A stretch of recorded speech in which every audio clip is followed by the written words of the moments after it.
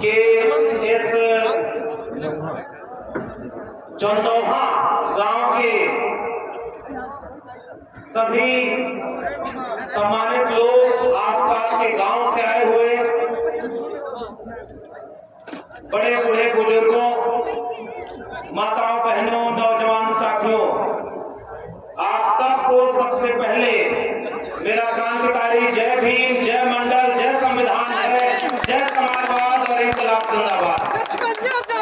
और आज सबसे पहली बात ये कि जिनके लिए हम यहाँ आए हुए हैं, इस कार्यक्रम के जो एकमात्र केंद्र है और जिनको आपके इस ऐतिहासिक लोकसभा क्षेत्र से इंडिया गठबंधन का प्रत्याशी बनाया गया है और समाजवादी पार्टी के राष्ट्रीय अध्यक्ष आदरणीय अखिलेश यादव जी ने जिनके ऊपर भरोसा करके संविधान और सामाजिक न्याय को बचाने के लिए पीडीए पर यकीन करके जिनको प्रत्याशी बनाया है, अमरनाथ सिंह मौर्य जी को हम आप सबके सामने अपील करते हैं, एक एक वोट देकर के विजयी बनाइएगा। आज का कार्यक्रम केवल इस बात के लिए है कि इतने बड़े चुनाव में अगर पीडीए पर भरोसा करके आदरणीय अखिलेश यादव जी ने पीडीए के लोगों को प्रतिनिधित्व देकर के आपके बीच में भेजा है, तो बताइए हमारी और आपकी जिम्मेदारी है कि नहीं कि उस प्रतिनिधित्व के भरोसे को टूटने न दें और भारी बहुमत से अमरनाथ सिंह मौर्य जी को यहां से चुनाव जिता करके इस लड़ाई को मजबूत किया जाए। तो मैं बहुत ज्यादा बात नहीं करूंगा, यही बात कहने आया हूं। हमारे इतने सम्मानित लोग हैं जो मंच पर बैठे हुए हैं, प्रदेश अध्यक्ष जी हैं, हम बहुत पहले से आपके बारे में जानते हैं, आपके संघर्षों के बारे में जानते हैं। और इलाहाबाद तो वो जमीन है, मैं पैदा भले ही आजमगढ़ में हुआ, लेकिन हम लोगों को लड़ने, समझने और पढ़ने की जो तालीम मिली वो इसी इलाहाबाद विश्वविद्यालय से मिली है, इसलिए इस शहर से एक अलग जुड़ाव भी है। और इस इलाहाबाद विश्वविद्यालय के हमारे बहुत अग्रज भी हैं। और कल का मेरा कार्यक्रम था फतेहपुर में, जहां पूर्व प्रदेश अध्यक्ष जी आदरणीय नरेश उत्तम पटेल जी के साथ में पूरे दिन था। और उनके बाद जिन्हें प्रदेश अध्यक्ष बनाया गया है, आज मेरे लिए बड़े सौभाग्य की बात है कि आदरणीय श्याम लाल पाल जी के साथ मैं इस मंच पर खड़ा होकर के और गौरवान्वित महसूस कर रहा हूं। बात पहले होती थी गारंटी की, तो कुछ नेता ऐसे हैं जिनका झूठ इतना बड़ा है कि अपने झूठ का नाम बदल करके गारंटी भी रख दे, तब भी किसी को भरोसा नहीं होता। और एक नेता समाजवादी पार्टी के राष्ट्रीय अध्यक्ष हैं, जिन्होंने अगर बात की है पीडीए की गारंटी की, तो देखिए इस मंच पर आपको पीडीए नजर आएगा। और इसके लिए हम यहाँ पर खड़े हैं कि इन सारे पीडीए के लोगों को मजबूत करना है। और इसलिए आप कार्यक्रम का पूरा ढांचा देखिए, बहुत सारे सम्मानित और बड़े नेता मंच पर बैठे हुए हैं। अब एक का नाम ले और नाम ही लेते रह जाएं तो कोई मतलब नहीं है। मैं एक अपील आपसे करूं, ये समय नेता बनने का नहीं, इनको नेता बनाने का है। बताइए आप सहमत है कि नहीं? बताइए आप मेरी बात से सहमत है कि नहीं? अगर चुनाव नहीं जीतेंगे तो कोई नेता बन पाएगा क्या? फोटो कितना भी खिंचा लो, हारे हुए लोगों की फोटो भी कोई देखना नहीं चाहता। इस बात को याद रखिएगा। ये मेरी अपील, गुजारिश और निवेदन आपसे है।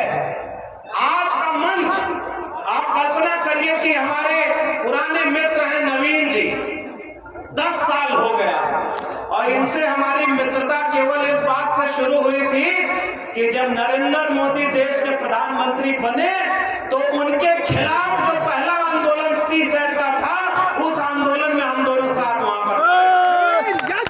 तो ये जो तानाशाही है, ये जो देश में तानाशाह सरकार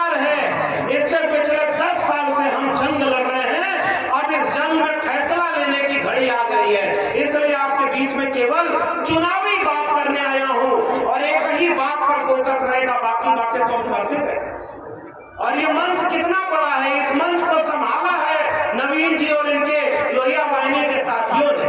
हम तो इनको बधाई देते हैं कि समाजवादी पार्टी के ऐसे मंच को भी संभाल कर कार्यक्रम सफल कर ले, तो इससे बड़ी बात कोई नहीं है। यही से जीत का पैगाम आपको मिल रहा है, वरना यहाँ छोटा नेता कोई नहीं होता। देखिए हम एक बात देख रहे हैं, सब लोग बड़े हैं, इसीलिए मैं किसी का नाम नहीं ले रहा हूँ, सबका एक साथ सम्मान कर रहा हूँ। इस मंच पर मेरे इलाहाबाद विश्वविद्यालय के बहुत लोग हैं, ये इनका नाम जरूर लूंगा, जो प्रदेश जिला अध्यक्ष हैं कांग्रेस पार्टी से, हमारे भाई सतीश यादव जी।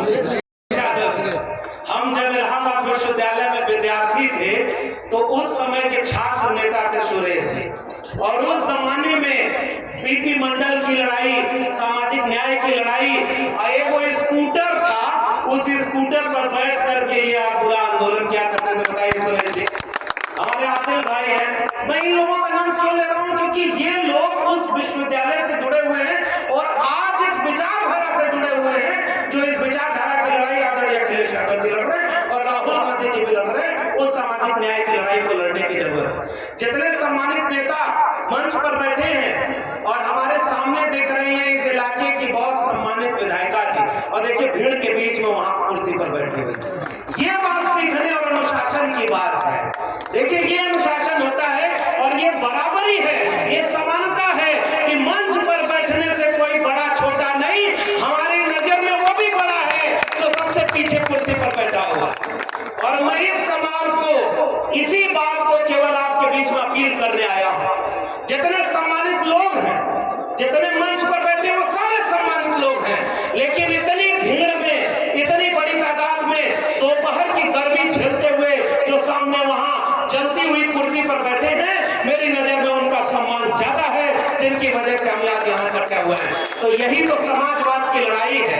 हमारी लड़ाई का नारा हुआ करता था कि मिटे गरीबी और अमीरी, मिटे चाकरी और मजबूरी, 100 से कम न 1000 से ज्यादा, समाजवाद का यही तकाजा।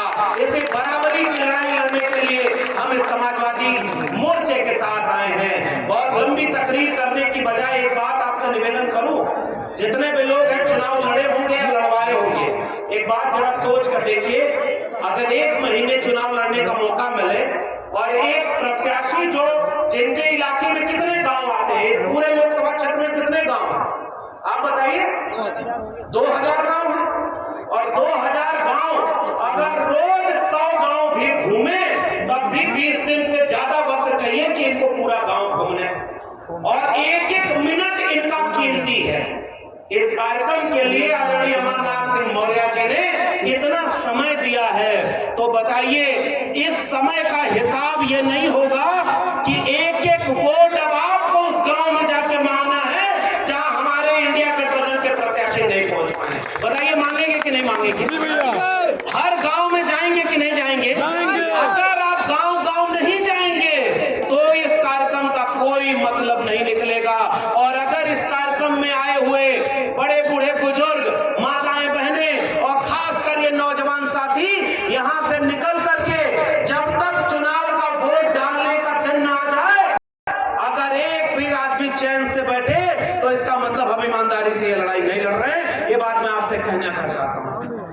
गांव गांव हमें जानने की जरूरत है, और मैं आपको बताऊं कि लड़ाई कितनी बड़ी है। बात अब व्यक्तियों की नहीं रही, लेकिन मुझे इतना आपने सम्मान दिया तो मैं एक किस्सा जरूर आपको सुनाना चाहता हूं कि मैं समाजवादी और इंडिया गठबंधन के लोगों के मंच पर क्यों खड़ा हूं। मेरी नौकरी छीन ली, और नवीन जी के साथ जो 10 साल का संघर्ष था, हम तो प्रोफेसर थे, पढ़ाते थे, लेकिन पढ़ाने के साथ बाबा साहब डॉक्टर भीमराव अंबेडकर का, महात्मा ज्योतिबा फूले का, ईवी रामास्वामी नायकर पेरियार का, जगदेव बाबू का, बाबू जगदेव प्रसाद कुशवाहा का, महामना राम स्वरूप वर्मा का, पेरियार लई सिंह यादव का, मान्यवर कांशी राम, और हम सब के समाजवाद के बड़े नेता रफीकुल मुल्क, इंसाफ और इंसानियत की पैरोकारी करने वाले आदरणीय नेताजी मुलायम सिंह यादव का सपना जो समाजवाद और अम्बेडकरवाद का था, उसको पूरा करने की हम लड़ाई लड़ा करते थे।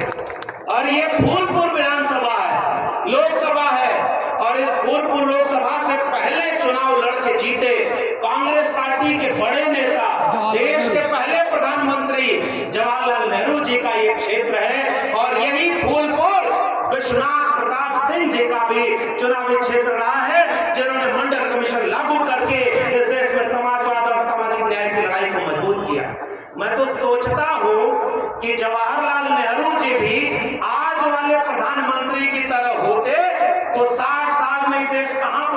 होता कि 8 करोड़ का गाड़ी और 8,000 करोड़ का हवाई जहाज, 1.5 लाख रुपया का चश्मा, 10 लाख का सूट, ये सब पहनने वाला कहे कि मेरा क्या है, मैं तो फकीर आदमी हूँ, झोला लेके चल दूंगा।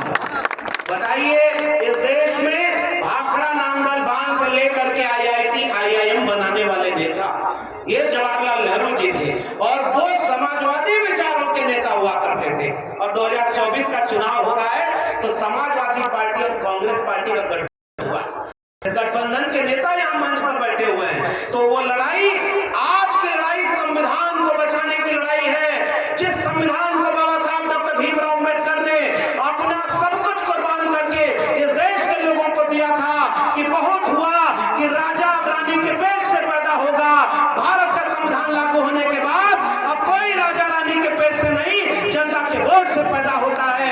आज उस संविधान को बचाने के लिए अभियान करता हुआ, और इसलिए हम आपसे निवेदन करने आए हैं कि जब मेरी नौकरी गई तो हमने भी ये सोचा कि सवाल एक नौकरी का नहीं है, और हमने उन लोगों ने सोचा कि नौकरी से निकाल दिया तो चुप हो जाएगा।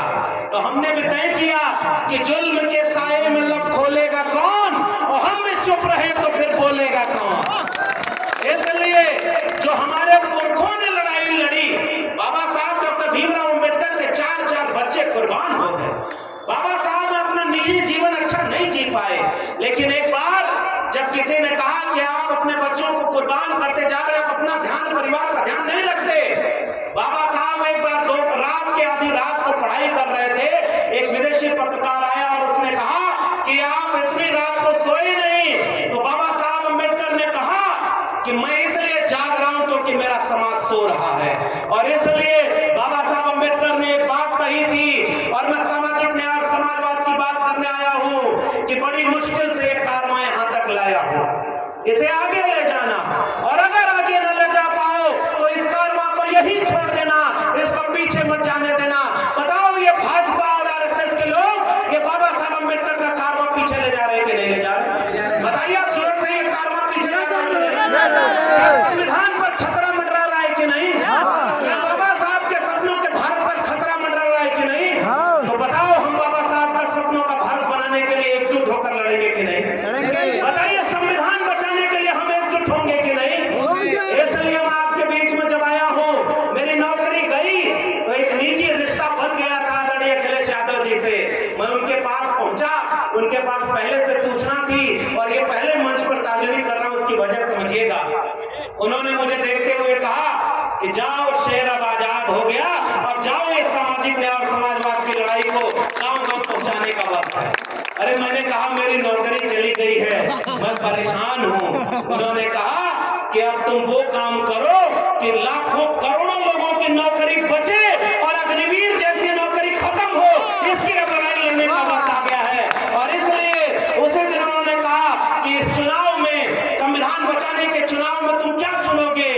तो मैंने भी सोचा, एक पैगाम इशारे में समझिएगा, जंगल में दोस्ती करनी होती है, अगर गधे की दोस्ती करेंगे तो जिंदगी भर गुलामी सिखाएगा, और शेर से दोस्ती करेंगे तो हुकूमत करना आपको सिखाएगा। इस बात को याद रखिएगा।